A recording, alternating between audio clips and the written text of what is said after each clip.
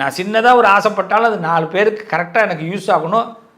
அதை அதாவது என்ன சொல்லுவாங்க, பிரகடனப்படுத்தணும். அதுதான் மேஷத்தோட வேலை. ஒரு விஷயத்தை நான் இதை செஞ்சுருக்கிறேன், நான் இதை பண்ணியிருக்கேங்கிறத 4 பேருக்கு தெரிவிக்கணும். தெரிவிக்கலைனாலும் மேஷத்தால் வாழ முடியாது. ஆனால் இப்போ மேஷத்தால் இதையெல்லாம் செய்ய முடியாத ஒரு கூனி குருவி இருக்க வேண்டிய காலகட்டம் இப்போ நடந்துக்கிட்டு இருக்கு. ஒரு கூனி குருவி இருக்கக்கூடிய காலகட்டம். சார் என்ன பேசுகிறதுனே தெரியல சார், நான் ரொம்ப அமைதியாக இருக்கிறேன், நான் என் பொறுமையை ரொம்ப சோதிக்கிறாங்க.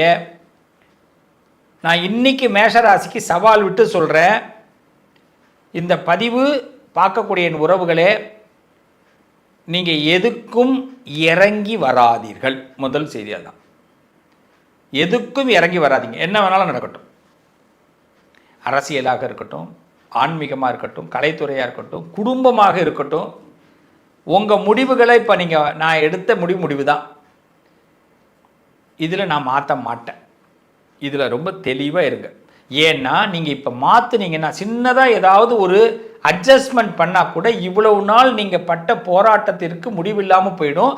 அதை விட என்னென்னா, அடுத்த நாள் உங்களுக்கான நாளாக இருக்காது. இனிமேல் நீங்கள் எந்த முடிவும் எடுக்க முடியாது. உங்கள் வீட்லேயும் சரி, உங்கள் ஆஃபீஸ்லேயும் சரி, அரசியல்லையும் சரி, ஆன்மீகத்திலையும் சரி, உங்கள் கதை கதமாயிடும்.